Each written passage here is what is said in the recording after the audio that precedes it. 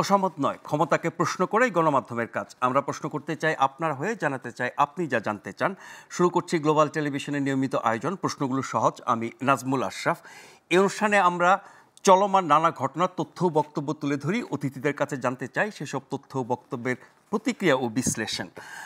4 মাস বিদেশে চিকিৎসা শেষে আজ দেশে ফিরেছেন বিএনপি চেয়ারপারসন এবং সাবেক প্রধানমন্ত্রী খালেদা জিয়া।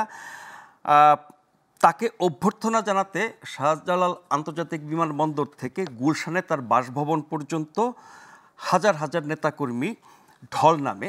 তারা বেশ উচ্ছ্বসিত দলীয় প্রধানকে অনেক দিন পর ফিরে পেয়ে এবং চিকিৎসা শেষে অনেক বেশি সুস্থ হয়েছেন আগের তুলনায়। তার এই ফিরে আসা এবং আরও বেশি সুস্থ হওয়া দলের মধ্যে ব্যাপক প্রাণচাঞ্চল্য তৈরি করেছে।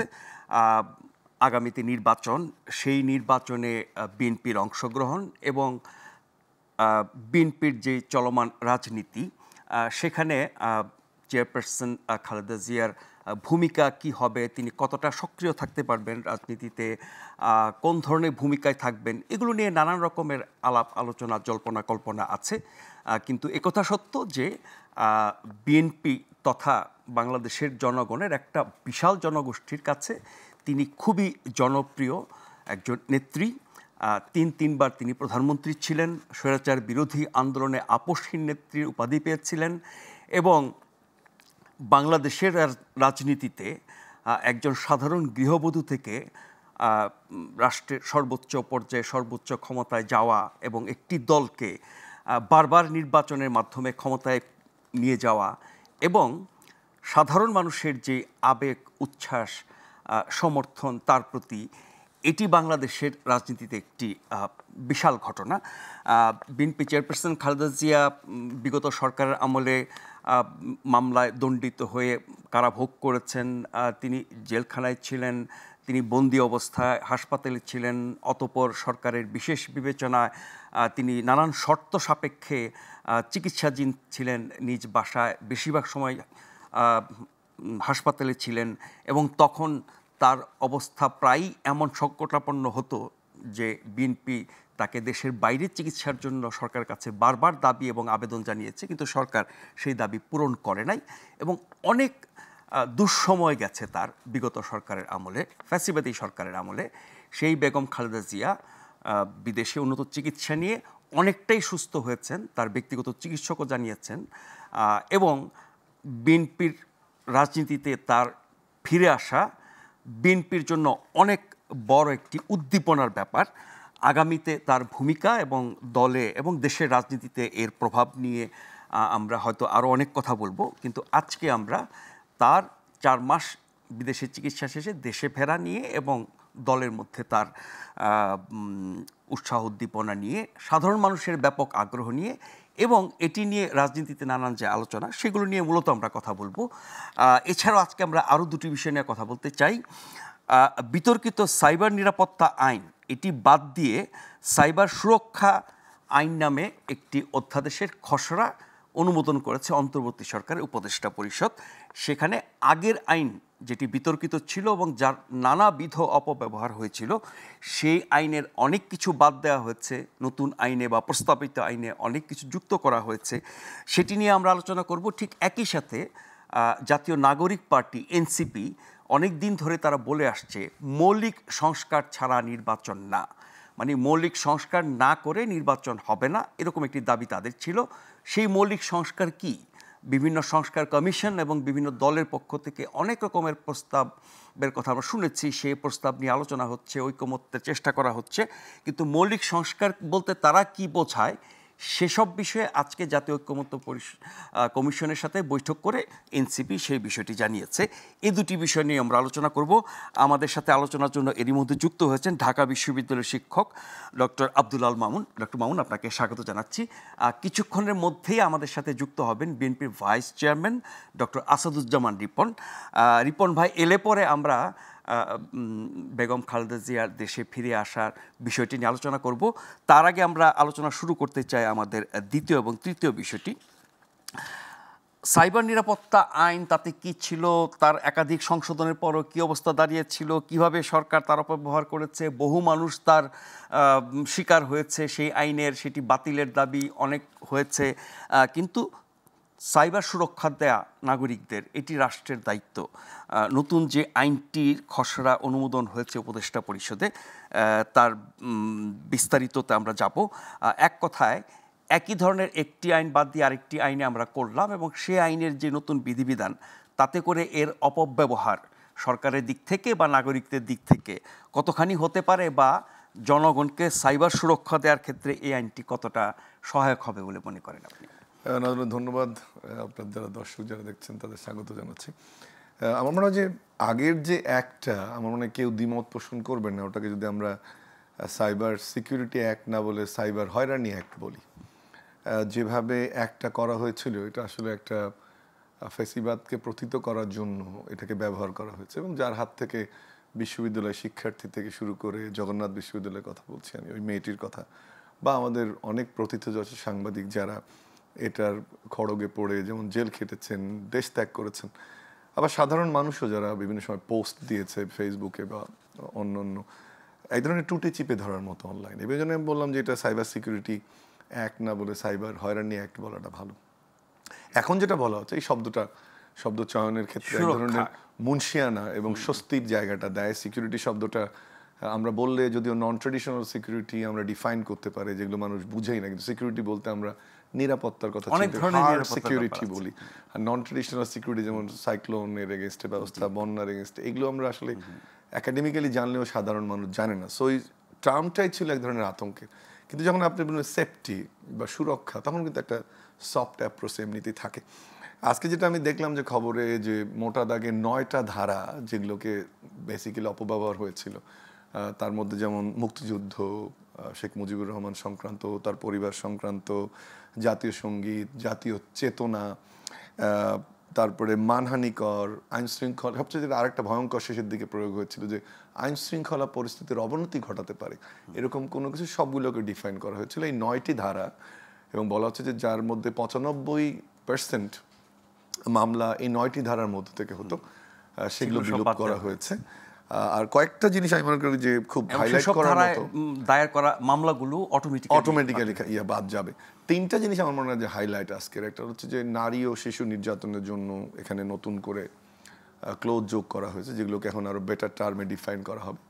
সেকেন্ড হচ্ছে যে আপনার ধর্মীয় বিষয়টাকে একদম ডিফাইন করা হয়েছে যে কোনটাকে বলা হবে, কারণ ইউটিউবে আমরা নানান ধরনের ধর্মীয় ব্যাখ্যা শুনি, সেটাকে ডিফাইন করা হয়েছে। আর তৃতীয়ত আমি মনে করি আরেকটা জায়গা খুব ইম্পর্টেন্ট, সেটা হচ্ছে যে এআইকে যুক্ত করা হয়েছে, যে সাইবার সিকিউরিটির মধ্যে এআইকে নিয়ে আসা হয়েছে। কারণ এআই কেন্দ্রিক আমরা অনেক ধরনের অপব্যবহার, অপপ্রচার দেখছি, এবং ইদানিং দেখবেন যে টক শো হচ্ছে, বেগম খালেদা জিয়া, শেখ হাসিনা টক শো করছেন। সো এআইটা ভেরি ইম্পর্টেন্ট, এবং ভয়েস চেঞ্জ করা হচ্ছে। সো এই 3টা, আমি তো বললাম যে 9টা জায়গা এবং 3টা দিকে আমি মনে হয় যে বেটার ডিফাইন। আর একটা জিনিস করা হয়েছে যে স্পিচ অফ ডিফেন্স, যেটা আগে ছিল না, যে এটা তো মৌলিক অধিকারের বিষয়, অনলাইন তো আমার অধিকার, সে অধিকারটাকে রেগুলেট করতে হবে কি জন্য, যারা ভালো ব্যবহারকারী তাদেরকে খারাপ ব্যবহারকারীদের হাত থেকে রক্ষা করার জন্য, যেটা আইনেরও একটা মেইন অবজেক্টিভ। সেখানে স্পিচ অফ ডিফেন্স থাকাতে সুবিধা যেটা হবে যে আপনি ইউ ক্যান ডিফেন্ড ইয়োরসেলফ। আগে যেমন ধরে নিয়ে গিয়ে জামিন অযোগ্য করে রাখা হয়েছিল বা নানানভাবে অপব্যবহার করা হয়েছিল, এখন আমার মনে হয় যে সাইবার সুরক্ষা অধ্যাদেশে সেটা আর হবে না। আর একটা জিনিস আমার মনে হয় যে ইম্পর্টেন্ট, সেটা হচ্ছে যে আপনি যে অ্যাক্টটাকে কিভাবে ব্যবহার করেছিল, এখন কিভাবে ব্যবহার হবে, সেটাও কিন্তু একটা বড় বিষয়। প্রস্তাবিত আইনে সুবিধা যেটা হয়েছে যে সাইবার নিরাপত্তা কমিশনে এখন বলা হয়েছে সিভিল সোসাইটির পার্টিসিপেশন থাকবে। আমি মনে করি এই জায়গাটা সবচেয়ে বড় একটা আসার জায়গা, যে এখন চাইলেও আর সরাসরি প্রয়োগটা সেখানে হয়নি, কন্টিনিউয়াসলি এটাকে হয়তো মনিটর করা হবে, ওই কমিশন এটাকে দেখভাল করবে। এটা এক ধরনের আমি মনে করি ইনোভেশন, এবং যেটাতে আমি মনে করি যে সুরক্ষা যে শব্দটা, যেটা একটু আগে আমি বললাম যে সাইবার সিকিউরিটি অ্যাক্ট না হয়ে সাইবার হয়রানি অ্যাক্ট হয়ে গিয়েছিল, সেটা আমার মনে হয় যে এই যে নতুন যে ইনোভেশনটা, যে সাইবার নিরাপত্তা কমিশন, তারা হয়তো বা আরও বেটার এক্সিকিউট করতে হেল্প করবে। জি, এরই মধ্যে আমাদের সাথে যোগ দিয়েছেন BNP vice chairman doctor Asaduzzaman Ripon. Ripon ভাই, আপনাকে স্বাগত জানাচ্ছি। আমাদের আলোচনার মূল বিষয়, বিএনপি চেয়ারপারসন সাবেক প্রধানমন্ত্রী বেগম খালেদা জিয়া 4 মাস বিদেশে চিকিৎসা শেষে দেশে ফিরেছেন, তাকে ঘিরে বিমানবন্দর থেকে গুলশান পর্যন্ত দলীয় নেতাকর্মী থেকে শুরু করে সাধারণ মানুষের অনেক উচ্ছ্বাস উদ্দীপনা আমরা দেখেছি, দলের মধ্যে এক ধরনের উদ্দীপনা কাজ করছে এবং তিনি ফিরে এসেছেন। আবার বিএনপি রাজনীতিতে কতটা সক্রিয় হবেন, কিভাবে হবেন, এরকম নানান বিষয় নিয়ে আমরা কথা বলবো। এটি ছিল আমাদের মূল আলোচনার বিষয়। আমরা এরই মধ্যে সাইবার সুরক্ষা আইন যেটি আজকে উপদেষ্টা পরিষদে অনুমোদন হয়েছে সেটি নিয়ে আলোচনা শুরু করছিলাম, কিন্তু আমরা মূল আলোচনা দিয়ে আবার ফিরছি আলোচনায়। এই বিষয়ে আমাদের একটি প্রতিবেদন আছে, সেটি আমরা দেখে নিয়ে আলোচনায় আসবো।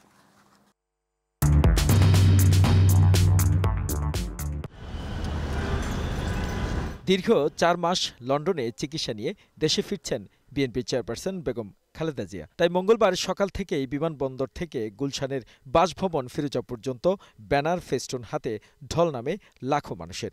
নানান স্লোগানে মুখরিত হয়ে ওঠে রাজপথ। প্রিয় নেত্রী খালেদা জিয়াকে এক নজর দেখতে হুমড়ি খেয়ে পড়েন নেতাকর্মীরা। কোনো বাধাই যেন তাদের আটকাতে পারছিল না। বাঁধভাঙা উল্লাস আর ফুল ছিটিয়ে তারা বরণ করে নেন খালেদা জিয়াকে। নেত্রী সুস্থ হয়ে দেশে ফেরার সন্তোষ প্রকাশ করেন তারা। বাংলাদেশে অবৈধ স্বৈরাচার সরকারের বিচারের জন্য আমাদের একটি অবাধ সুষ্ঠু নির্বাচন অত্যন্ত জরুরি দরকার। চিকিৎসা শেষে বাংলাদেশে আসছে, এটি বাংলাদেশের সকল গণতান্ত্রিককামী মানুষের কাছে এটি আনন্দের বিষয়। ৭১ সনের পর থেকে জিয়া পরিবারই কিন্তু বাংলাদেশকে সেবা দিয়ে যাচ্ছে। একসময় জিয়াউর রহমান দিয়েছেন, একসময় খালেদা জিয়া দিচ্ছেন, আগামী দিন ইনশাআল্লাহ তারেক রহমান দিবেন। আগে থেকে দিক নির্দেশনা দিয়েছিল যে এই এইচএসসি পরীক্ষা যাতে কোনো হ্যাম্পার না হয়, কোনো যাতে দুর্ভোগের শিকার না হয়। সরকারের কাছে ক্ষমতা হস্তান্তর করার যে প্রক্রিয়ায় আমরা রয়েছি সেটি ত্বরান্বিত হবে। স্বাভাবিক রাজনীতির মধ্য দিয়ে একটা গণতান্ত্রিক ব্যবস্থা চালু হবে, দেশে জনগণের সরকার প্রতিষ্ঠিত হবে। ওনার যে শারীরিক কন্ডিশনে আমরা চাই উনি সুস্থভাবে আমাদের মাঝে থাকুক। মহান আল্লাহর দরবারে লাখ লাখ শুকরিয়া আদায় করছি। এর আগে খালেদা জিয়া পৌঁছানোর আগেই ঢাকার আন্তর্জাতিক বিমানবন্দর তৎপর হয়ে ওঠে আইনশৃঙ্খলা বাহিনীদের উপস্থিতিতে। আর প্রধান সড়ক পেরিয়ে বিমানবন্দর ৮ নম্বর গেট পর্যন্ত শীর্ষ নেতাদের সারিবদ্ধ অপেক্ষা। বেলা ১১টা ছোঁয়ার পর বিমান থেকে নেমে ইমিগ্রেশনের আনুষ্ঠানিকতা শেষ করে গেটে বেগম খালেদা জিয়ার গাড়ির বহর দেখতেই আবেগে হুমড়ি খেয়ে পড়েন কর্মীরা। তাদের সামলাতে খানিকটা বেসামাল হয়ে পড়েন সেনা সদস্যরা। এরপর ফুল, দলীয় ও জাতীয় পতাকা হাতে নেতাকর্মীদের ভালোবাসায় সিক্ত খালেদা জিয়ার গাড়ির বহর ধীরে ধীরে এগিয়ে যায় গুলশান বাসভবন ফিরোজার দিকে।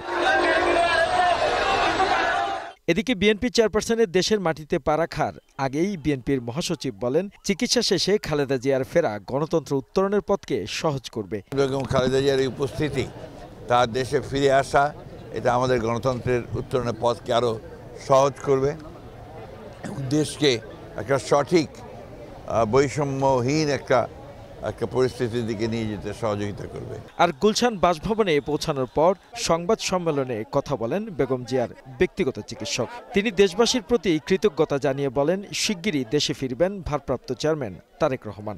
সেই দিন বেশি দূরে নয় যেই দিন ভারপ্রাপ্ত চেয়ারম্যান এই মাঠে এসে যে নেতৃত্ব উনি ব্রিটেনে বসে দিচ্ছেন, ইউকেতে বসে দিচ্ছেন, সেই নেতৃত্ব অর্থাৎ শুধু বিএনপির নয়, গণতন্ত্র পুনঃপ্রতিষ্ঠার নেতৃত্ব দেখবেন অল্প কিছুদিনের মধ্যেই হয়তোবা সেই পরিবেশ হয়ে যাবে এবং উনি আসবেন। গুলশানে বাসার সামনে অসংখ্য নেতাকর্মীর অপেক্ষা বা বিমানবন্দরের গেট থেকে দীর্ঘ পথে মানুষের প্রতীক্ষা যেন জানান দিচ্ছে আগামীর নতুন কোনো প্রত্যাশা। নেত্রী সুস্থ হওয়ার জন্য আমরা অনেক দিন ধরে নেত্রীর চিকিৎসার জন্য, সুচিকিৎসার জন্য আমরা আন্দোলন করে এসেছি। শুধু আমরা যারা এই দলের কর্মী নেতা তাদের কাছে না, এ দেশবাসীর কাছে খালেদা জিয়া একটা ঐক্যের জায়গা। আমাদের নেত্রী দেশে আসছে, আমরা অনেক খুশি। আগামীতে চাচ্ছি আমাদের নেত্রী দেশ পরিচালনা করবে। ৪ মাসের চিকিৎসা নিয়ে লন্ডন থেকে ঢাকা ফিরেছেন বেগম খালেদা জিয়া। সর্বস্তরের নেতাকর্মীরা শুধু উল্লাসিত নয়, বরং প্রত্যাশা বেড়েছে বহুগুণ। দেখতে চান আগামীর দেশ গড়ার নেতৃত্বে। সার্বিক পরিস্থিতি এবং শারীরিক সুস্থতায় তা আসলে কতটা সম্ভব সেটা এখন সময়ের অপেক্ষা। Aolad Bablu, global television, Dhaka. Doctor Asaduzzaman Ripon, আমি আপনাদের দলের মহাসচিবের খুবই তাৎপর্যপূর্ণ একটি বাক্য নিয়ে আপনার মতামত বা তার ব্যাখ্যা জানতে চাইব। জনাব মির্জা ফখরুল ইসলাম আলমগীর বলেছেন, বেগম খালেদা জিয়ার দেশে ফেরা গণতন্ত্রের উত্তরণের পথকে সহজ করবে। একটু ব্যাখ্যা করবেন? ধন্যবাদ আপনাকে। দেখুন, আমাদের নেত্রী বেগম খালেদা জিয়া, তিনি যখন বাংলাদেশ জাতীয়তাবাদী দলের নেতৃত্ব গ্রহণ করেন, সেটা সদস্যপদ থেকে শুরু করে পর্যায়ক্রমে পার্টির চেয়ারপারসন হিসেবে দায়িত্বভার যখন গ্রহণ করলেন, পুরো প্রক্রিয়াটি ছিল গণতন্ত্রের জন্য, গণতন্ত্র এস্টাবলিশ করার ক্ষেত্রে একটা বড় চ্যালেঞ্জ। এবং তিনি সেই চ্যালেঞ্জটা নিয়ে রিলেন্টলেসলি তিনি 9 বছর সংগ্রাম করেছেন, সফল হয়েছেন। এবং যার ফলশ্রুতিতে মোটামুটি একটা আপামর মানুষের কাছে তার একটা স্বীকৃতি ছিল আপসীর নেত্রী হিসেবে। তো এই যে গণতন্ত্র প্রতিষ্ঠা, একটা সামরিক শাসনের বিলোপ ঘটিয়ে সেটাকে, সেই সংগ্রামটাকে নেতৃত্ব দিয়ে বাংলাদেশকে একটা গণতান্ত্রিক অভিযাত্রার দিকে ঠেলে দেওয়ার কারিগরও তো তিনি, প্রধান কারিগর আমি বলতে চাই। তো বাংলাদেশ এখনও তো একটা মানে সংকটের মধ্যে আছে। আমি যদি একেবারেই একটা, আজকে আপনার এখানে আসার বেশ কিছুক্ষণ আগে আমি একটা সংবাদ পড়ছিলাম আল জাজিরার, তারা একটা হেডলাইন করেছে, যদি আপনার ক্যামেরা যদি জানি না ধরবে কি না, ধরা যাবে কি না, যাই হোক, এটা লেখা আছে x leader Khaleda Zia returns to Bangladesh at crucial time for democracy. এটা আল জাজিরার শিরোনাম। তো ক্রুশিয়াল টাইম ফর ডেমোক্রেসি নিঃসন্দেহে, এতে তো কোনো সন্দেহ নেই। এখন গণতান্ত্রিক রাস্তায় রাষ্ট্রকে গণতান্ত্রিক রাষ্ট্রে পরিণত করা, প্রতিষ্ঠানগুলোকে গণতান্ত্রিক করা, প্রতিষ্ঠানগুলোকে জবাবদিহি করা এবং এর মধ্য দিয়ে জনগণকে ক্ষমতায়িত করা, এম্পাওয়ারমেন্ট অফ দ্য পিপুল বলতে যে কথাটা আমরা বলতে পছন্দ করি, এটা কিন্তু একটা মানে বড় মাপের সংগ্রাম। এটা তো এই নয় যে আপনার আরেকটা নির্বাচন হবে। গত 3টা নির্বাচন তো দেশে, ওটা তো নির্বাচনই ছিল না, ওটা নির্বাচন নামে বাহানা করে তামাশা করে মানে ক্ষমতায় থাকার ব্যাপার ছিল। আমি আপনারা এগুলো সবাই জানেন, আমি ওটা ব্যাখ্যায় যাচ্ছি না। তো এখন আর গণতন্ত্র তো শুধুমাত্র একটা নির্বাচন না, একদিনের বিষয় তো না। এই নির্বাচনের আউটকামটাই হচ্ছে গণতন্ত্র, সোজা কথা। যদি একটা ফ্রি ফেয়ার একটা ইলেকশন যদি হয়, তাই না, জনগণ যদি তার প্রার্থীকে বেছে নিতে পারেন, তার পছন্দের প্রার্থীকে যদি নির্বাচিত করার অধিকার থাকে বাধাবিঘ্নহীন পরিবেশে, তো সেটার আউটকামটা হচ্ছে গণতন্ত্র। অর্থাৎ নির্বাচিত প্রতিনিধিরা সংসদে যে কি করবেন আগের মতো, অথবা আগের যে সেট অফ পিপল যারা সংসদ সদস্য হতেন, ওই বিহেভিয়ারাল কমিউনিকেশনের মধ্য দিয়ে গড়ে ওঠা একঝাঁক সংসদ সদস্য না। আপনার যে পুলিশ ছিল, সিভিল অ্যাডমিনিস্ট্রেশন ছিল, মানে এখনও আছে, এগুলো কিভাবে পরিচালিত হবে? ইন্ডিপেন্ডেন্টলি পরিচালিত হবে। রাষ্ট্রের পুলিশ তো আওয়ামী লীগের পুলিশ ছিল, ওটা তো আমরা বিএনপির পুলিশ বানাতে চাই না। অনেক বড় বড় বড় চ্যালেঞ্জ, কিন্তু বিএনপির সামনে অনেক বড় বড় চ্যালেঞ্জ। আমি সিভিল অ্যাডমিনিস্ট্রেশনকে তো আমি বিএনপির প্রশাসন বানাতে চাই না। এটা প্রজাতন্ত্রের মানে কর্মচারী তারা থাকবেন। ডেমোক্রেটিক্যালি যারা ইলেক্টেড হবে, নিঃসন্দেহে তাদের এথিক্যাল যেই মানে ইয়েগুলো নির্দেশনাগুলো থাকবে, সেই নির্দেশনাগুলো পালন করবেন। আমাদের রাষ্ট্রে গত 15 বছর ধরে একটা প্যাটার্ন চালু হয়ে যাচ্ছিল, এবং যেটা দিয়ে তারা একজন ইন্ডেমনিটি পেত আমাদের অ্যাডমিনিস্ট্রেশন লোকেরা, পুলিশের লোকেরা, তারা বলতেন উপরের নির্দেশ, সরকারের হুকুম পালন করি। কোন সরকারের হুকুম পালন করেছে তারা? যে সরকারটি নির্বাচিত সরকার। আমাদের সংবিধানে বলেছে সরকার কিভাবে হবে। বর্তমান যে অন্তর্বর্তীকালীন সরকার, সেটাও তো মানে সংবিধান সম্মতই সরকার, কারণ মানে উচ্চ আদালতের একটা রেফারেন্সেই তো সরকার প্রতিষ্ঠিত হয়েছে। যখন আইনের ব্যাখ্যার প্রয়োজন হয় কোনো বিশেষ পরিস্থিতি, তখন তো উচ্চ আদালতই ব্যাখ্যা দেন সংবিধানের ব্যাখ্যায়। তো সেই হিসাবে সরকারও সংবিধান সম্মত সরকার, আমি অবশ্যই এটা বলতে চাই। তাহলে যে সরকারটি, যে ধরনের সরকার ন্যায়ানুগ সরকার না, যে সরকার নির্বাচিত সরকার না, জনগণের ভোটে প্রতিষ্ঠিত, আমি যদি গত 3 টার্মে ইলেকশনের কথা বলি, যারা জনগণের উপর জুলুম নির্যাতন করে তারা মানে ক্ষমতায় বসে থাকতো, সেই মানে আপনার বেআইনি সরকারের হুকুম পালন করার জন্য তো আপনি বাধ্য ছিলেন না। আমি যদি আইজির উদ্দেশ্যে বলি, যদি আমি ক্যাবিনেট সেক্রেটারির উদ্দেশ্যে বলি, সচিবদের উদ্দেশ্যে বলি, এসপিদের উদ্দেশ্যে বলি, ইভেন এ কনস্টেবল যিনি বলতেন যে আমার ওসি সাহেব, অথবা আমি জানি না কোন পর্যায়ে নির্দেশ দিলে ওরা গুলি করতে অথবা পিটাতে পারে, আমি জানি না। তো এগুলো কোনোটাই আপনার আইনসম্মত নির্দেশ ছিল না, কারণ আইনি সরকারই ছিল না। তো সুতরাং এই প্রতিষ্ঠানগুলোকে আপনার রাষ্ট্রের প্রতিষ্ঠান করাটা বিনির্মাণ করাটা খুব জরুরি। এগুলো ফ্রাজাইল, এগুলো ভেঙে পড়েছে, একেবারে মানে ধসে পড়েছে। এগুলোকে আবার ফিরে জাগাতে, গণতন্ত্র তো শুধুমাত্র একটা ইলেকশন না। তারপরে 90-এর গণ-অভ্যুত্থান যেটি আপনারা ঘটিয়েছেন, আপনাদের নেতৃত্বে হয়েছিল, আমরা তখন ঢাকা বিশ্ববিদ্যালয়ের ছাত্র, ওই অভ্যুত্থানের পরে গণতন্ত্রে ফিরে আসার নেতৃত্বেও আপনার দল দিয়েছিল। এবার আরেকটি গণ-অভ্যুত্থান, সেটি আরো ব্যাপক মাত্রার এবং অনেক বড় চ্যালেঞ্জ, অনেক বড় চ্যালেঞ্জ। ফলে এবারের গণতন্ত্র ফিরে আসার চ্যালেঞ্জটা আগের চেয়ে কোন কোন দিক থেকে অনেক বেশি? ওয়েল, এখন আমি আগের চেয়ে চ্যালেঞ্জটা হচ্ছে প্রতি ঘটনাতে তো মানুষ শিক্ষিত হয়। আমি যদি বলি, আপনি সবাই তো প্রতিটি ঘটনা থেকে তো আমরা শিক্ষা গ্রহণ করে শিক্ষিত হওয়ার চেষ্টা করি আমরা। এর অবশ্যই বিপরীতে একটা আর্গুমেন্ট আছে যে মানে শিক্ষা গ্রহণ করে না, কিন্তু শিক্ষা গ্রহণ করেন, ওটা একটা শিক্ষা, নিশ্চয়ই সেটাও একটা বিষয়। এখন ধরুন, আমি এটা বিশ্বাস করি, এবং আমাদের নেতা জনাব তারেক রহমান, কারণ তিনি তো আমাদের মানে মূলত তিনি আমাদের ডিফ্যাক্টো লিডার, তিনি দলটা চালাচ্ছেন, এবং বেগম খালেদা জিয়ার সফলতা সেখানে যে তার যে সাকসেসর, মানে দৃশ্যমান সাকসেসর থাকে না, জি, তো দৃশ্যমান সাকসেসর তিনি হচ্ছেন জনাব তারেক রহমান। তাকে তিনি এমনভাবে গ্রুম করেছেন, গ্রুমিং একটা ইম্পর্টেন্ট ফ্যাক্টর। আপনি আপনার সন্তানকে খুব প্রপারলি গ্রুমিং না করলে সে কি যোগ্য হবে না। আপনার একটা প্রতিষ্ঠান আপনি চালাচ্ছেন, সেখানে তো আপনার এই প্রতিষ্ঠানটাকে আপনার সহকর্মীদেরকে গ্রুমিং করতে হবে, যাতে সো দ্যাট তারা খুব এফেক্টিভ ফাংশনালি তারা ফাংশন করতে পারে।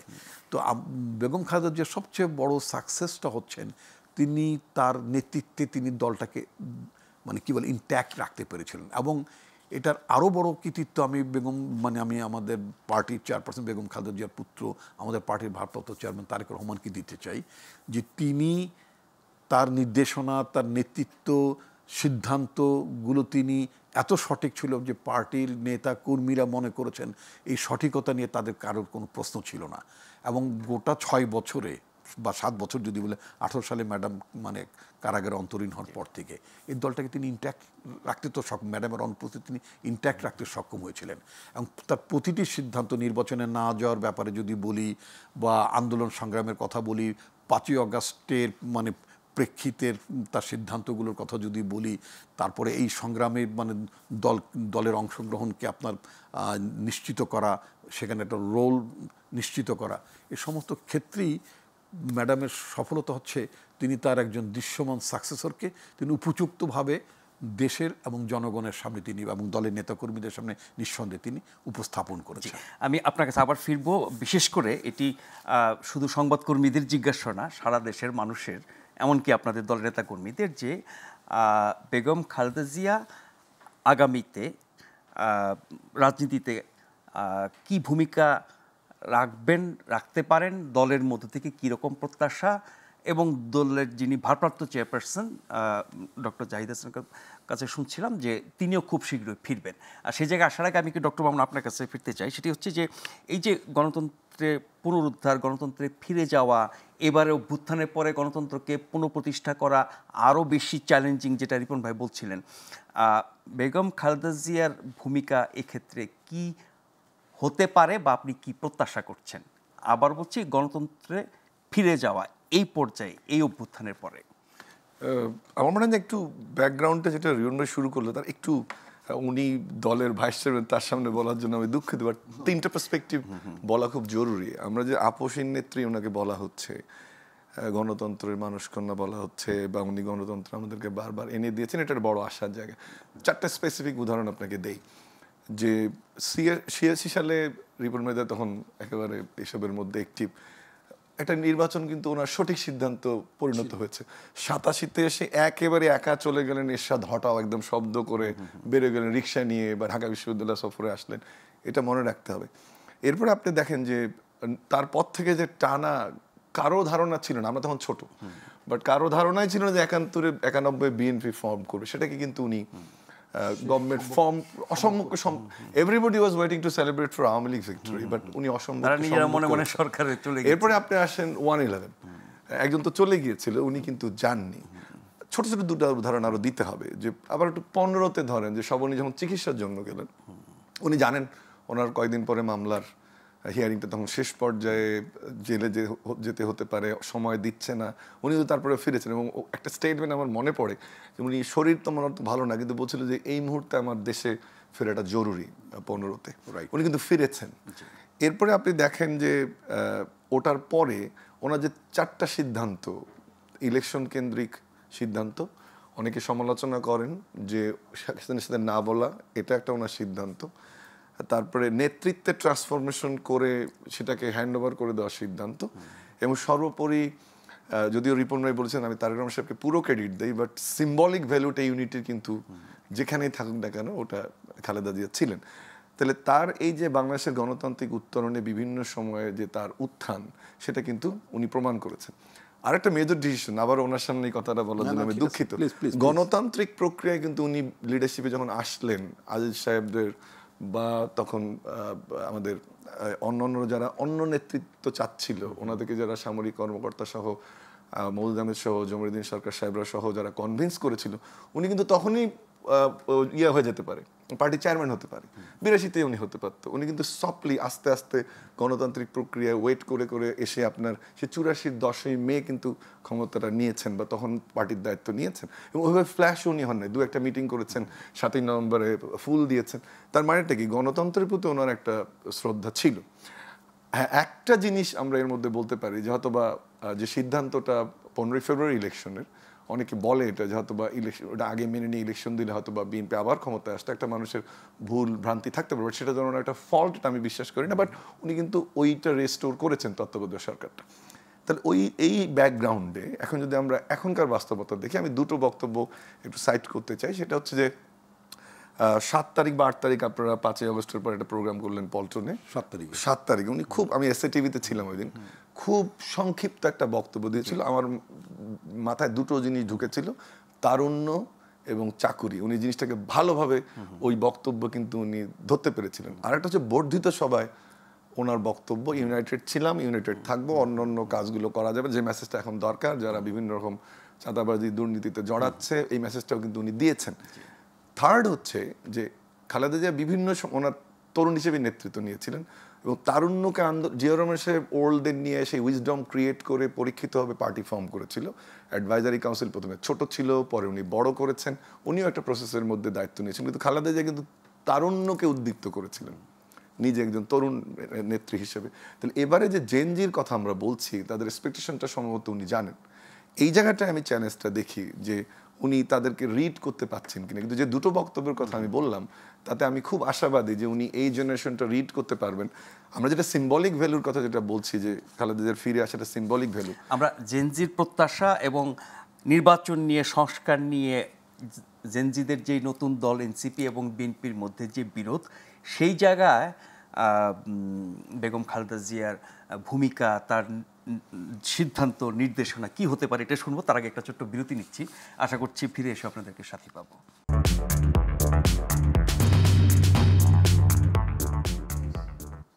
ধন্যবাদ আমাদের সঙ্গে থাকবার জন্য। আপনারা দেখছেন প্রশ্নগুলো সহজ গ্লোবাল টেলিভিশনে। আজ আমরা আলোচনা করছি বিএনপি চেয়ারপারসন এবং সাবেক প্রধানমন্ত্রী বেগম খালেদা জিয়া 4 মাস বিদেশে চিকিৎসা শেষে দেশে ফিরেছেন। তাকে ঘিরে বিএনপিতে ব্যাপক উচ্ছ্বাস, উদ্দীপনা দিনভর চলেছে এবং সেটি চলমান থাকবে। তিনি দলের রাজনীতিতে আবারও কতটা সক্রিয় হবেন, কি ভূমিকা নেবেন, এবং তার যেই বর্ণাঢ্য রাজনৈতিক ইতিহাস, সেই স্বৈরাচার বিরোধী আন্দোলন থেকে শুরু করে, সেগুলো নিয়ে আমরা আলোচনা করছিলাম। আমাদের সাথে আছেন BNP vice chairman doctor Asifuzzaman Ripon এবং ঢাকা বিশ্ববিদ্যালয়ের শিক্ষক ডক্টর আব্দুল আল মামুন। ডক্টর মামুন, আপনি যে জায়গাটা ছিলেন, এই জেনজিদের দলের সাথে বিএনপির তো একটা বিরোধ আমরা দেখছি নির্বাচন এবং সংস্কার প্রশ্নে। এই জায়গায় বেগম খালেদা জিয়ার ভূমিকা কি হতে পারে বা কি প্রত্যাশা করেন? বা আমি যে জায়গাটাতে যাচ্ছিলাম, যে খালেদা জিয়ার আর একটা সফলতা হচ্ছে যে উনি এই যে তারুণ্যের ভাষা বুঝে, আমি যে জায়গাটায় ছিলাম, যে নিজে যেমন তারুণ্যের রাজনীতি করেছেন, জেনারেশনকে রিড করেছেন সবসময়, উনি কিন্তু সঠিক সময়ে তারেক রহমান সাহেবকে ওখানে নিয়ে এসছেন। এখন কিন্তু ওনার্সটা ডিভাইডেড ইন্টু 2%, ওনার নির্দেশনা থাকবে, বাট তারুণ্যের এই জায়গাটা কিন্তু বিএনপি ভালোভাবে গত পার্টিকুলারলি 8-9 বছর কিন্তু কাভার করেছে। উনি সিম্বলিক্যালি ইম্পর্টেন্ট, কিন্তু এর পদে জেলে যখন ছিলেন তারপর থেকে, বা ওনার অসুস্থতার কারণে, এই যে তরুণ সমাজকে নেতৃত্ব দেওয়া বা তারুণ্যকে সামনে এগিয়ে নিয়ে যাওয়ার জন্য বিএনপি যে প্রস্তুতি, তার কিন্তু আইকনিক ফিগার এখন তারেক রহমান। এই জায়গাটায় বিএনপির জন্য একটা বড় অ্যাডভান্টেজ। এবং ওনাদের বিএনপি গত কিছুদিনের ভাষা আপনি দেখেন তারেক রহমান সাহেবের, যেমন গণমাধ্যম দিবসে আমাদের ভুল না হয়, উনি নিজের কার্টুন দিয়ে যেভাবে আইডিয়াটা থ্রো করেছেন, এটাই তো তারুণ্য, এটাই তো একটা সিম্বলিক ভ্যালু আছে। বা প্রতিদিনের বক্তব্যগুলো যদি শুনেন আপনি, তার মানে কি এই তরুণদেরকে খালেদা জিয়ার দিক নির্দেশনা অনুযায়ী এটাকে সামনে নিয়ে এগিয়ে নিয়ে যাওয়ার জন্য তারেক রহমান এখন পুরোপুরি প্রস্তুত। এবং এটাই হবে আমার ধারণা বিএনপির সামনের রাজনীতি, যে অর্থাৎ যে এক্সপেকটেশনটা বিপ্লবের তৈরি হলো, তার নির্দেশনা বা কনসালটেশনটা তার খালেদা জিয়ার কাছ থেকে আসবে, তার অভিজ্ঞতা থেকে, তার প্রজ্ঞা থেকে। কিন্তু এটা আসলে আলটিমেটলি এই জেনারেশনকে সম্ভবত লিড করবে বিএনপির তারেক রহমান, এ নিয়ে আমার কোনো সন্দেহ নেই। সেখানে সুবিধাটা কোন জায়গায়? উনি মডার্ন গভর্নেন্সের টার্মিনোলজির সঙ্গে পরিচিত তারেক রহমান। উনি ব্রিটেনের রাজনৈতিক যেহেতু আশ্রয়ে ছিলেন, উনি দেখেছেন রাজনৈতিক সংস্কৃতিটা কি। এরপরে ওখানে উনি পড়ালেখা নিজেকে শানিত করেছেন, ডিগ্রি করেছেন, এবং তার জন্য কিন্তু এখন এই ভাষাটা বোঝা সোজা। এই ডেমোগ্রাফিক অ্যাডভান্টেজটা উনি বোঝেন, কোন ল্যাঙ্গুয়েজে কথা বলতে হবে সেটা উনি বোঝেন।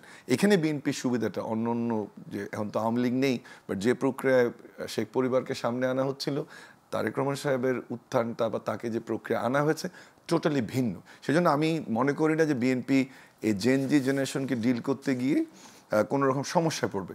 আপনার লাস্ট প্রশ্নের অংশটাতে আসি যে এনসিপির যে বর্তমান অবস্থান বিভিন্ন ইস্যুতে সংস্কার সহ, আজকে তারা মৌলিক সংস্কারগুলোর যে ডেফিনেশন দিয়েছে এবং তাতে চ্যালেঞ্জে পড়বে কিনা। দেখেন, মৌলিক সংস্কারের জায়গাটাতে একটা পার্টির পলিটিক্যাল ফিলসফি, কর্মসূচি, এই সব কিছু রিলেটেড। আপনি ওই জায়গাটাতে পরিবর্তন করাটা রাতারাতি হবে না।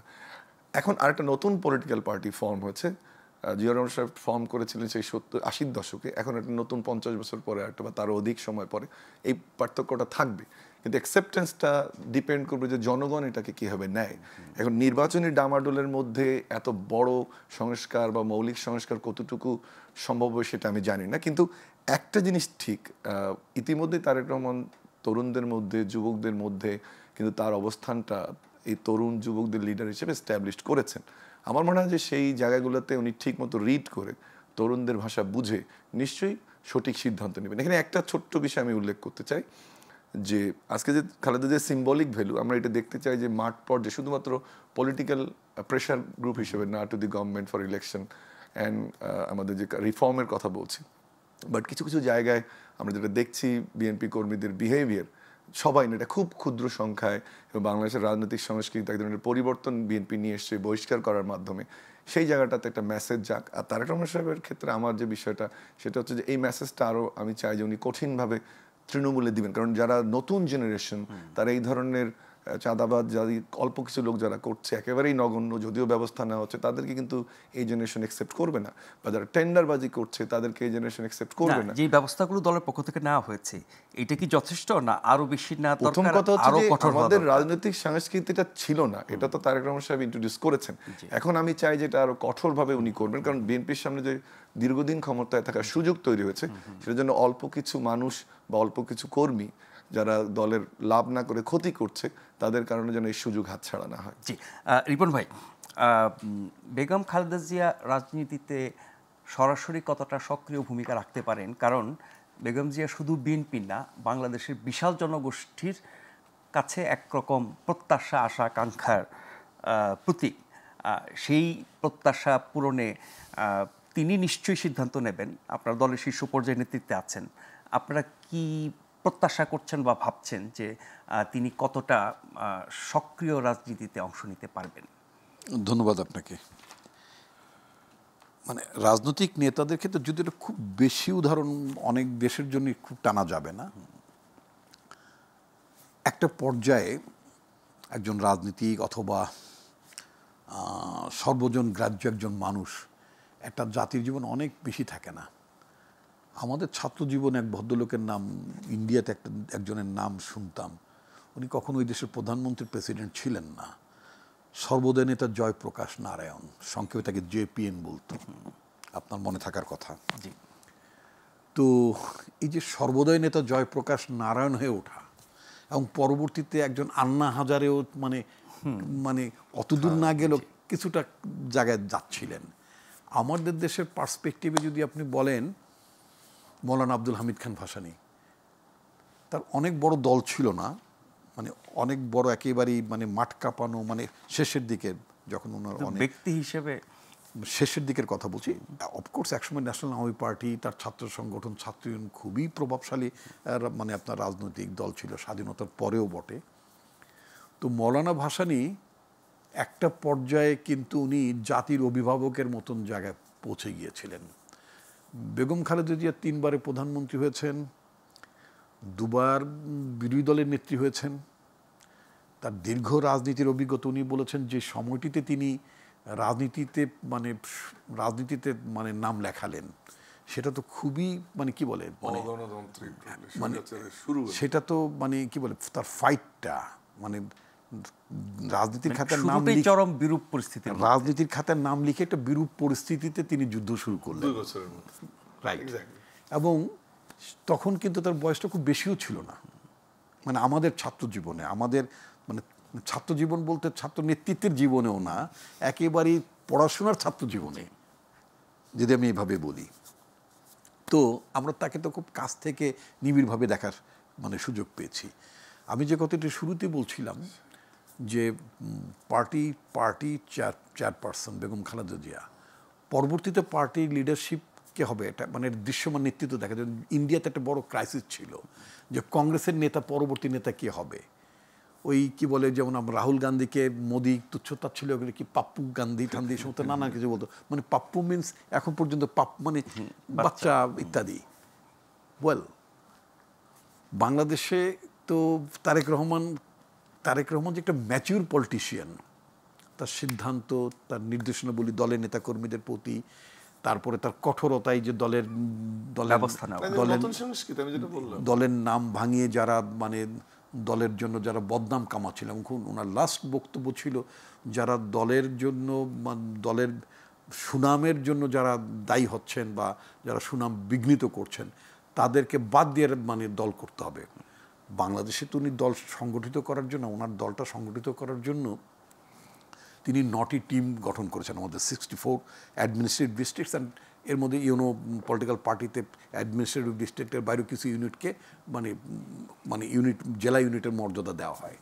তো সেই ক্ষেত্রে আমি সেই 9টা টিমের একটি টিমকে উনি আমাকে লিড করতে দিয়েছেন। পার্টির কাউন্সিল একেবারেই ডেমোক্রেটিক্যালি রিকনস্টিটিউট করা, কারণ শেখ হাসিনার শাসনামলে আমরা তো পার্টি মানে জেলা পর্যায়ে, থানা পর্যায়ে আমরা প্রপারলি কাউন্সিল করতে পারিনি, বসতেই পারতাম না, মিটিং করা তো দূরের কথা।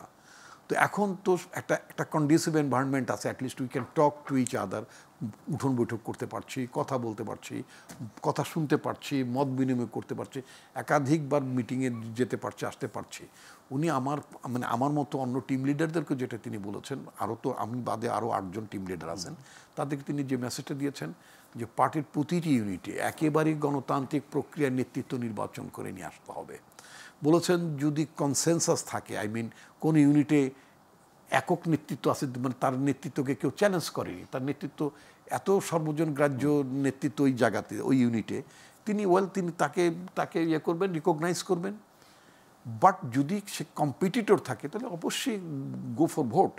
তৃণমূল থেকে প্রত্যেকটা পর্যায়ে কাউন্সিলে ভোটের মাধ্যমে হবে, সেইভাবেই আমরা করছি। আমার নিজের দায়িত্ব, আমার নিজের উপর অর্পিত দায়িত্ব আছে 6টি জেলা, আমরা ঠিক একইভাবে আমরা সেই কাজগুলো করছি। এই যে নিজের পার্টিটাকে একেবারেই গণতান্ত্রিকভাবে গুছিয়ে আনা, এর মধ্যে আবার নির্দেশনা কি দিলেন, যারা দলের জন্য লায়াবিলিটিস, যারা দলের সুনামের জায়গায় বদনাম কুড়াচ্ছেন বা বদনামের কাজ করছেন, তাদেরকে বাদ দিয়ে, even they will not be qualified to contest in the party council. তিনি হয়তো ভোটে দাঁড়ালে বেশি টাকা দিয়ে হয়তো পারতেন, কিন্তু no, they will be discarded from contesting in the কি বলে প্রসেস, করতে পারবেন না। তো আমাদের সবচেয়ে বড় জিনিসটা হচ্ছে যে সেটাতে মানে আমাদের দৃশ্যমান মানে নেতা, যিনি আলটিমেটলি মানে ম্যাডাম খুব কারেক্টলি গ্রুম করেছেন, এবং জাতির কাছে এটা দল এবং জাতির কাছে প্রতিষ্ঠিত তারেক রহমানই হচ্ছেন আমাদের আলটিমেটলি ডিফেক্টিভ লিডার। তিনি আমাদের দল এখন পরিচালনা করছেন। আর ম্যাডাম সিম্বল অফ ইউনিটি আগে থেকেই, একেবারে গোড়া থেকেই। আচ্ছা, আপনি দেখবেন যে আপনার তো খেয়াল থাকার কথা, 80s 80 দশকে বাম অন্য সংগঠনগুলো তারা কিন্তু বেগম খালেদা জিয়ার মানে নেতৃত্বে তার পরামর্শে তারা কিন্তু আন্দোলনে ছিলেন, জোট করেছেন। শুধু আওয়ামী লীগ বা তার নেতৃত্বে কয়েকটি দল ব্যতি রেখে আপনার যে 86-এ যে ইলেকশনটা মানে ডিফাই করলেন বেগম খালেদা জিয়া, বলেন যেন এই ধরনের ইলেকশন যাবো না। আলটিমেটলি শেখ হাসিনাকেও কিন্তু 88 নির্বাচনে বিএনপিকে ফলো করতে হলো। সেই নির্বাচনে হাসিনা নির্বাচনে অংশ না নিয়ে আবার বিএনপির কাতারে আসলেন। এই যে দৃঢ়তা এবং দূরদর্শিতা, উনি জানতেন যে এরশাদকে, আমি একটা ভেরি ইন্টারেস্টিং পয়েন্টে যেতে চাই, ওনার একটা টার্গেট ছিল বেগম খালেদা জিয়ার, মানে ধারাবাহিকভাবে এরশাদকে অকার্যকর করা এবং অবৈধ শাসক হিসেবে এটা কমপ্লিমেন্টারি। এবং এরশাদের সবচেয়ে বড় ভয় ছিল খালেদা জিয়া, যে কারণে কিন্তু উনি সায়েম সাহেবকে চাচ্ছিল বারবার যে, এবং বিএনপিকে নানানভাবে ভাঙচুর করা, দল থেকে লোক ভাগিয়ে নেওয়া। এই যে ক্রমান্বয়ে ধারাবাহিকভাবে এরশাদকে অকার্যকর করে তোলা, অর্থাৎ তার সরকারকে স্বীকৃতি না দেওয়া, একই পদ্ধতি যদি আপনি যদি খেয়াল করেন, এবং এরশাদ কিন্তু ফাইনালি একটা মানে কি বলে ফ্যাসিস্ট, অগণতান্ত্রিক একটা ডিক্টেটর হিসেবেই তার কিন্তু বিদায় হয়েছে, মানে ঠিক কি না? আচ্ছা, এখন আপনি দেখেন হাসিনার বেলায় উনি 9 সালে একটা উত্তর 111 একটা ঘটনা, 9 সালে নির্বাচনটা কিন্তু ফেরেন, ওটা খুবই সিস্টেমেটিক্যালি একেবারে যেটাকে বলে কুল ডিজাইনড ইলেকশন ছিল। কিন্তু ওই ডিজাইনড ইলেকশন, ডিজাইন মানে একেবারে সোজা কথা বলে নীল নকশা নির্বাচন যেটাকে বলে, একদম ডিজাইনড ইলেকশন। ওই ডিজাইনড ইলেকশনের মধ্য দিয়ে বিএনপির পরাজয়কে নিশ্চিত করা হয়েছে, থ্রো অ্যান ইলেকশন প্রসেস, বিএনপির পরাজয়কে নিশ্চিত করা হয়েছে এবং আওয়ামী লীগের উত্থান ঘটানো হয়েছে। এবং যাতে পারপিচুয়ালি আওয়ামী লীগ বছরের পর বছর, তার মাস্টাররা এমনভাবেই ডিজাইন করেছে, তার মাস্টাররাই তো 111-এর আর্কিটেক্ট। তো ওইটা 111 সৃষ্টি করা হয়েছিল বিএনপিকে ক্ষমতা থেকে দূরে রাখার জন্য এবং তাদের অনুগত রাজনৈতিক দলকে ক্ষমতায় আনার জন্য, এবং তারা এই কন্টিনিউসলি এই কাজগুলি করেছেন। আচ্ছা, বেগম খালেদা সিদ্ধান্ত নিলেন, ফাইন, মানুষ যাতে না বলে যে আপনি নির্বাচনে যাননি বলে সামরিক শাসন প্রলং করেছে, কারণ 111 ছিল, মিলিটারি ব্যাক গভর্নমেন্ট ছিল। তখন একটা আশঙ্কা ছিল যদি উনি 2009 সালের মিলিটারি ব্যাক গভর্নমেন্টের প্রপোজাল অনুযায়ী যদি নির্বাচনে না যেতেন, তাহলে একটা ফুল ফ্লেজেড মার্শাল ল আসার সম্ভাবনা থাকতো। তখন হয়তো এই অভিযোগটা আসতো যে বিএনপি নির্বাচনে না যাওয়ার কারণে, সেই জন্য 2008 সালের নির্বাচনে 8 সালে আমরা নির্বাচন শেষে ডিসেম্বর যে নির্বাচনে গেলাম, কিন্তু 9 আমরা তো নির্বাচনের মেকানিজমটা আমরা দেখলাম, বুঝলাম, বোঝার পরে আমরা চিন্তা করলাম যে আওয়ামী লীগের মাস্টার প্রভুরা আওয়ামী লীগ এখানে ইনস্টল করেছে যে উদ্দেশ্যে, এখন তারা আর নির্বাচন করবেন, এখানে একটা তার প্রভুর দরকার ছিল একটা পুতুল সরকার এখানে ইনস্টল করা, যে পুতুল সরকারকে দিয়ে তারা তাদের স্বার্থ সিদ্ধি করবে বাংলাদেশে, এবং সেটাই করেছে তার ধারাবাহিক। এবং সেই জন্য আপনি দেখবেন 14 সালে যখন ইলেকশন আসলো, ম্যাডাম কিন্তু বলে যে নো, শেখ হাসিনার অধীনে ইলেকশন হবে না। আপনি যদি আবার খেয়াল করেন 18 সালে ওইটা একটা কন্ডিশনাল ইলেকশন ছিল, বিদেশিরা বলতে থাকলো, ম্যাডাম তখন জেলে, বিদেশে বলতে থাকলো তোমরা তো 14 সালে ইলেকশনে যাও নাই, গেলে হয়তো এরকম হতে পারতো, গেলে হয়তো এরকম হতে পারতো না নাকি? তো তোমরা 18 সালে এখন যে ইলেকশন আমরা তো আছি, আমরা দেখতে চাই যে মানে তোমাদের ক্লেমটা যে জেনুইন, এটা আমরা দেখতে চাই। আমরা 18 সালে ওই টেস্ট কেস হিসেবে আমরা যে ওখানেও কিন্তু ম্যাডামের টার্গেট ছিল, ম্যাডামের নির্দেশনা ছিল কারাগার থেকেও, এবং অফকোর্স তারেক রহমানের স্ট্রং ডিটারমিনেশন ছিল, সেটা হচ্ছে যে আমরা নির্বাচনে যাব, কিন্তু to unmask the face of the Awami League. এবং আওয়ামী লীগের আমাকে একটা এর সাথে কয়েকটা সেকেন্ড দেবেন, আওয়ামী লীগের চেহারাটাকে উন্মোচিত করে দেয় যে আওয়ামী লীগের হাতে ভালো নির্বাচন হয় না, আওয়ামী লীগ গণতন্ত্রে বিশ্বাস করে না, আওয়ামী লীগ রাতের ভোট করা পার্টি, ও দিনের বেলার পার্টি না, ও রাইতের পার্টি। আচ্ছা, এরপরে 24 সালে যে ইলেকশনটা হলো জানুয়ারিতে, সেখানে অনেক প্রভোকেশন, অনেক চাপ, কেউ বললো নির্বাচন না গেলে বিএনপির মার্কা থাকবে না, অমুক থাকবো না। আমরা কিন্তু এটাকে বদার করি। তারেক রহমান বললেন নো ইস্যু, নো প্রবলেম, আমরা এই সরকারের অধীনে নির্বাচন, ঠিক ম্যাডামের মতো তারেক রহমানও বললেন যে আমরা সরকারকে পারপেচুয়ালি ধারাবাহিকভাবে এই সরকারকে আমরা অনির্বাচিত সরকার, একটা ফ্যাসিস্ট সরকার, অগণতান্ত্রিক সরকার দেশে এবং দেশের বাইরে আমরা স্টাবলিশ করবো।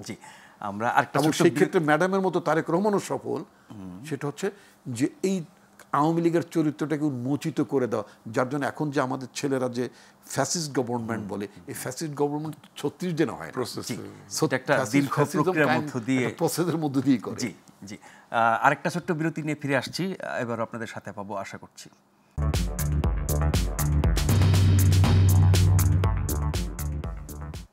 আপনারা দেখছেন প্রশ্নগুলো সহজ গ্লোবাল টেলিভিশনে। আমাদের আজকের অতিথি ডক্টর আসাদুজ্জামান রিপন এবং ডক্টর আব্দুল আল মামুন। ডক্টর মামুন, এনসিপির যে প্রসঙ্গটি বলেছিলাম শুরুতে, তারা মৌলিক সংস্কারের একটা রূপরেখা আজকে জাতীয় ঐক্যমত্য কমিশনে জমা দিয়েছে। সেখানে আছে সাংবিধানিক কাউন্সিল গঠনের মাধ্যমে রাষ্ট্রীয় ক্ষমতার ভারসাম্য নিশ্চিত করা এবং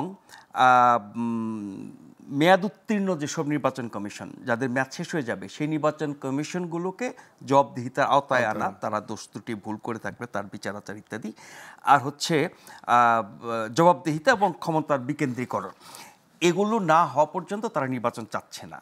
এই লক্ষ্যগুলো পূরণ কি খুব সহসা করা সম্ভব? না হলে পরে নির্বাচন কি তাহলে অনির্দিষ্টকাল? আমি যাচ্ছি 10 সেকেন্ড দুটো জিনিস যোগ করতে চাই। আমি তারুণ্যের নেতৃত্বে দুটো নতুন জিনিস কিন্তু বিএনপিতে এসছে, সেটা তারেক রহমান সাহেবের নেতৃত্বে। এটা হচ্ছে 31 দফার কর্মসূচি। আমরা জিয়াউর রহমান সাহেবের সাথে জানি যে ফিরোজ নুন যে ট্রেনিং ইনস্টিটিউট বলছিল, যে জিয়াউর রহমান একটা প্রথম দিক থেকে বক্তব্য ছিল যে রাজনৈতিক দলের কর্মীদের প্রশিক্ষিত হতে হবে। নিজে জাতীয়তাবাদ ডিফেন্ড করেছেন, প্রশিক্ষণের গুরুত্ব নিজের রাজনীতিটা তো বুঝতে পুরোটা বুঝাই দিয়েছেন। এখন কিন্তু 31 দফা নিয়ে এক ধরনের রাজনীতি বুঝায় দেওয়ার একটা প্রচেষ্টা আমরা দেখছি, ভাগ করে করে বিএনপির নেতারা যাচ্ছে। দ্বিতীয় হচ্ছে যে তারুণ্যের উৎসব নামে কিন্তু আরেকটা, আমি যদি ভুল না শুনি, আমি পড়লাম যে এটা একটা উৎসব হচ্ছে বিভিন্ন ডিস্ট্রিক্টে, বোধহয় 4টা ডিস্ট্রিক্টে। সো ওটা বোধহয় ওনার মাথার মধ্যে আছে যে এই জেনারেশনকে কীভাবে জাতীয়তাবাদী রাজনীতির সঙ্গে যুক্ত করা যাবে। কিন্তু আমি যেটা বললাম যে ফ্লসগুলো অবশ্যই অ্যাড্রেস করতে হবে। আমরা ছাত্রলীগের মতো ছাত্র দল দেখতে চাই না, আমরা যুবলীগের মতো যুব দল দেখতে চাই না, স্বেচ্ছাসেবক লীগের মতো স্বেচ্ছাসেবক দল দেখতে চাই না। এই তারুণ্যের যে উৎসব হচ্ছে সম্ভবত এই 3টি দলকে নিয়ে, আমরা চাই যে তারেক রহমানের যে পলিটিক্যাল ভিশন সেটা ট্রান্সফর্ম হবে। প্রথমটাতে আসি আমরা, যে সংবিধান কমিশন যেটা কাউন্সিল বলা হচ্ছে, সেখানে প্রথম যে সমস্যাটা, সেখানে বিএনপির কিন্তু এখানে বড় ভেটো আছে যে রাষ্ট্রপতি এটার প্রধান থাকতে পারবেন না, কারণ ওনারা চায় যে সংসদের ক্ষমতাটা এখানে মূল থাকবে। রাষ্ট্রের মূলনীতির ক্ষেত্রে একটা বড় পার্থক্য আছে, ওনারা 5th অ্যামেন্ডমেন্টের আগে ফিরতে চায়। ধর্ম ক্ষেত্রে ওনাদের অবস্থান ভিন্ন, বহু তাত্ত্বিকবাদে ভিন্নতা আছে। সো আমি মনে করি যে এটা একটা বড় বিষয় হয়ে দাঁড়াবে এবং কিছু কিছু ক্ষেত্রে কিন্তু জামাতেরও অবজারভেশন আছে এগুলোর ক্ষেত্রে, এবং পুরো নাম পরিবর্তন, এই মূলনীতি পরিবর্তনের ক্ষেত্রে। সো এটা একটা বড় চ্যালেঞ্জ হবে এনসিপির এই দাবিটার ক্ষেত্রে। দ্বিতীয় যে বিষয়টি সেটি হচ্ছে যে নির্বাচন কমিশনের ক্ষেত্রে এটা একটা ইনোভেটিভ আইডিয়া, কিন্তু এটাকে কিভাবে করা যাবে আমি মনে করি যদি এটাকে কমিশন 5 বছর খারাপ নির্বাচন করলো, অনেক কিছু করলো, তখন তার কিছু হলো না, মেয়াদ শেষ হয়ে যাওয়ার পরে আপনি, আমি সেটাই বলছি এটা একটু ইলাবোরেশন আজকে তো আমরা প্রথম পড়লাম, আর একটু ব্যাখ্যা হয়তো বা প্রেস কনফারেন্স হলে আমরা বুঝবো। বিকেন্দ্রীকরণের ক্ষেত্রে আমি মনে করি এটা ভালো আইডিয়া, যদি প্রশাসনিক বিকেন্দ্রীকরণ জিয়াউর রহমান সাহেব চেষ্টা করেছেন, এরশাদ চেষ্টা করেছেন, এখন যদি এটা হয়, কারণ একটু আগে রিপন ভাই টাস্ক করে অন্যদিকে চলে গেলেন, সেটা হচ্ছে যে আমরা কিন্তু এই যে রাজনৈতিক সংস্কারের ক্ষেত্রে একটা সেবামুখী, সেবাধর্মী পুলিশ প্রশাসন, বিচার বিভাগ, সাধারণ মানুষের জন্য যে সংস্কারগুলো, সেগুলোর আলোচনায় কিন্তু রাজনৈতিক আলোচনার ডামাডোলে বা মৌলিক যেগুলো মানুষের জীবনে, সেই আলোচনার ডামাডোলে কিন্তু এটা ঢেকে যাচ্ছে। এবং আজকে আমি আশা করেছিলাম যে এনসিপি তাদের যে মৌলিক আলোচনার প্রস্তাব, এটা পপুলারিজমের দিকে বেশি চলে গেল, তো জনপ্রিয়তার দিকে গেল, জনমুখিতার দিকে কিন্তু গেল না। আমার আশা ছিল যে তাদের জন্য অবশ্যই আমার শুভকামনা, কিন্তু তারা উচিত ছিল যে জনমুখী সংস্কার যেগুলো, অবশ্যই গণতন্ত্র দরকার, অবশ্যই সুশাসন দরকার, কিন্তু এই সুশাসন শব্দটার মধ্যে মানুষের যে চাওয়াটা, অর্থনৈতিক সংস্কার, নির্বাচন কমিশনের সংস্কার, বিচার বিভাগের সংস্কার, সাধারণ মানুষ প্রতিদিন লোকাল গভর্নমেন্টে গিয়ে শুধু তো ডিসেন্ট্রালাইজ করলে হবে না, তাদের জবাবদিহিতা নিশ্চিত করতে হবে, সেই জায়গাগুলো আমি আশা করেছিলাম আসবে। শেষ কথা যেটা আমার এখানে, সেটা হচ্ছে যে এই যে প্রস্তাবগুলো, এটা তো কনসেনসাসের মাধ্যমে হতে হবে। সেটা জুলাই চার্টার যদিও একটা অন্য প্রস্তাব ছিল, বাট আশা করা হচ্ছে যে গভর্নমেন্ট ওই নামে, কিন্তু এনসিপি যেগুলোকে মৌলিক বলছে এগুলো নিয়েই তো বিরোধ। আমি তো সেটা বলেই দিলাম, ঐক্যমত হচ্ছে না। তবে একটা জিনিস মাথায় রাখতে হবে যে রাজনৈতিক কোনো আলোচনায় কোনো দেশে কখনো রিফর্মের পরে, এটা আমরা হাতের কাছের উদাহরণ হচ্ছে ইন্দোনেশিয়া, সুহার্তোর পতনের পরে সব কিন্তু একমত হয়নি, কিন্তু তারা 1 বছরের মধ্যে নির্বাচনে গেছে। সেই জিনিসটা আমাদের মাথায় রাখতে হবে।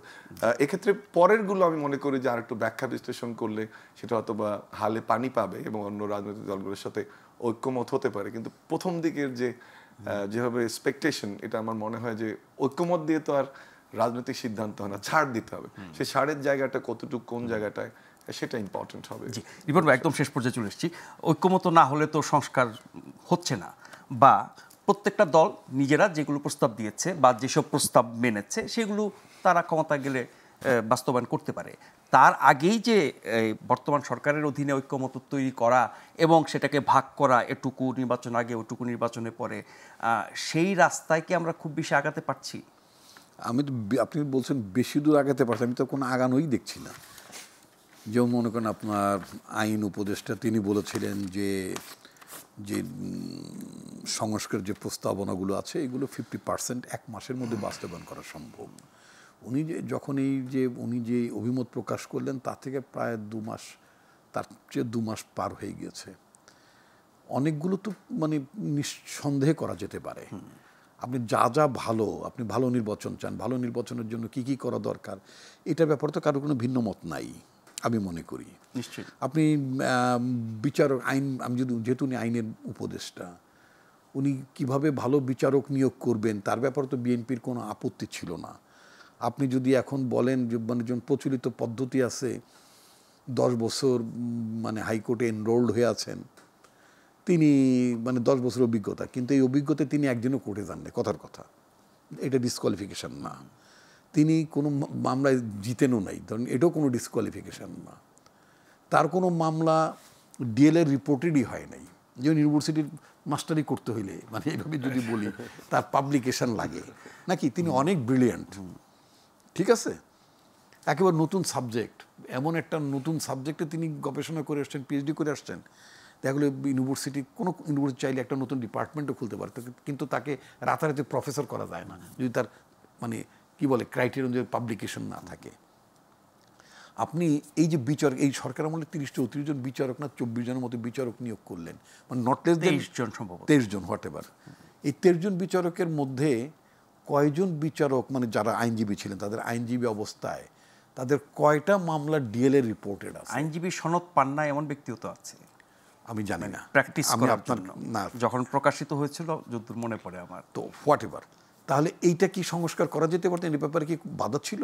যদি আমরা বলতাম যদি ভালো বিচারক পাওয়ার জন্য, প্রুডেন্ট বিচারক পাওয়ার জন্য যদি ক্রাইটেরিয়া নির্ধারণ করা হতো, বিএনপিকে আপত্তি করতো, করে নাই তো, করলো না। আমার তো মনে হয় যে এখন যদি মানে নির্বাচনটা যদি আমি ধরে নিই, যদি ডিসেম্বর বা জামাতের ভাষায় যদি ফেব্রুয়ারির মধ্যেও নির্বাচন হয়, এই 23 জনের মধ্যে তো আমার মনে হয় 20 জনকে বোধহয় আমরা কনফার্ম করতে পারবো না, মানে আইন অনুযায়ী সুযোগ থাকবে না, বাস্তবতা হচ্ছে এটা। তো এগুলো করেন নাই কেন আইন উপদেষ্টা? সুযোগ তো ছিল, ওনার ক্ষেত্রে তো সুযোগ ছিল, উনি করেন নাই কেন? একটা নীতিমালা করা যেতে পারতো না। নীতিমালা, ভাই নীতিমালার কথা বলে কিছু তো জিনিস আছে যেগুলো আপনি যদি বলেন যে না আপনি ফুটপাত দিয়ে রাস্তায় হাঁটবেন না, এক্সিস্টিং নিয়োগ প্রক্রিয়াটা কিন্তু বিচারকদের খারাপ না, ওটা এক্সিস্টিং বিচারক নিয়োগের প্রক্রিয়াটা মোটেই ভালো না। না, আপনি সেটা তো একদম ওটার মধ্যেও আপনি জানেন না, সেটা আমি আবারও বলছি ওটা একেবারেই ভালো না। ওই ভালো ওইটার কারণে এই আপনার এই যে মানে এই আওয়ামী লীগ যে কায়দায় শত শত বিচারক নিয়োগ দিয়ে গেছে, তারপরে আপনার ওই যে মানে ইমরুল কায়েস, আমি কোয়ালিফিকেশনের কথা বলছি, একাডেমিক কোয়ালিফিকেশন, রিকোয়ারমেন্টের কথা বলছি। একাডেমিক কোয়ালিফিকেশন তার লয়ার হিসেবে তার যে রিকোয়ারমেন্ট সেগুলোর কথা বলছি, সেগুলোর তো আশেপাশে নাই। না, নাই, সেটাই আপনি ইমরুল কায়েসের মতো একটা মানে তুখোর আওয়ামী বিচারক যে ম্যাডামকে সাজা দিছেন, আমারে মানে কি বলে, আমিও তার বারান্দায় প্রচুর মানে হয়রানির সম্মুখীন হয়েছি। তারপরে আপনার যেই বিচারকরা আপনার সজীবদের জয়কে কোর্টে রিসিভ করেছে, সিওপ করেছে, আমি একদম কোর্টে, আমি তো নিজের মামলা নিজেই মোস্টলি যখন মানে ট্রায়াল প্রসেস নিজেই কথা বলতাম, রাইট। তা আমি জিজ্ঞেস করলাম, বিচারককে জিজ্ঞেস করলাম যে বিজ্ঞ আদালত, আমি যখন এই আদালতে আসলাম আমাকে তো কেউ কোনো বিচারক আমাকে রিসিভ করে নাই, এবং আমি জানি না আমার এই আপনার সাথে আমার আর্গুমেন্ট শেষ করার পরে আমাকে মানে তাকে সরাসরি বলে যে বিজ্ঞ আদালত থেকে আমাকে সিওপ করা হবে কিনা, but it is not expected. কেন হবে এটা? আমি স্যাটারিক্যালি বলেছিলাম, কিন্তু এগুলো তো হয়েছে, সেই বিচারকের বিরুদ্ধে কোনো ব্যবস্থা নেওয়া হয়নি। এটা কি দৃশ্যমান? এটা এখনো গুগলে একটা ঐক্যমত হতে পারতো, সেটার কথা আমি আবারও আপনাকে বলছি, এটা নিয়ে তো অনৈক্যেরও কোনো কারণ না। না, আমি আপনাকে একটু কারেকশন দিতে চাই যে এগুলো নিয়ে ঐক্যমত করার কোনো ব্যাপার না। আপনি রাতে 8 ভালো সিদ্ধান্ত নিলে তো কেউ বিরোধিতা করবেন। আমি নাজমুল সাহেব আপনাকে বলি, আপনি পরিমিত ঘুম দেবেন 8 ঘন্টা সুস্বাস্থ্যের জন্য, এই ব্যাপারে কি ঐক্যমতের দরকার আছে? নিশ্চয়ই না। আপনি সেটা অনুসরণ করছেন না কেন? জি, অনেক ধন্যবাদ রিপন ভাই, অনেক ধন্যবাদ মামুন ভাই। যারা দেখছিলেন শুরু থেকে বা পরে যোগ দিয়েছেন প্রত্যেকে ধন্যবাদ জানিয়ে আজকের মতো শেষ করছি। অনুষ্ঠানটি পুনঃপ্রচার হবে আগামীকাল সকাল 7টায়, আর এই অনুষ্ঠানে ফিরে আসবো আগামীকাল রাত 9টায়। সে পর্যন্ত সবাই ভালো থাকবেন, শুভরাত্রি।